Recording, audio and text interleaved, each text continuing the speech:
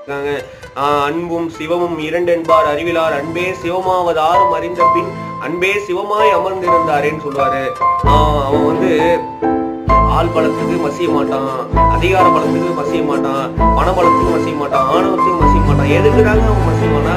அன்புக்கு மட்டும்தாங்க மசிவான், அன்புக்கு மட்டும்தான் மசிவான். புரியுதுங்களா சொல்றது?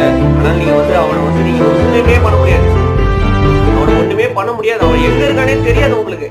புரியுதுங்களா? அவன் வந்து நீங்க ஆணவத்துல, பணபலத்துல, அதிகார பலத்துல இருக்கும்போது நீங்க அவனை வந்து கண்டே முடிக்க முடியாது. அவன் தென்படவே மாட்டான். புரியுதுங்களா? அவன் ஒளிஞ்சு ஒளிஞ்சு விளையாடுவான். அவன் திருவிளையாடல் நாயகன். அவனை வந்து நீங்க கண்டே பிடிக்க முடியாது.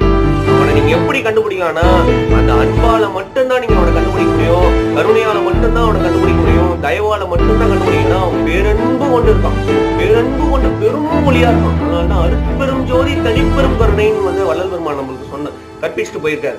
புரியுதுங்களா? அதனால அன்பு தாங்க, அன்பிலே வந்து இறைவன்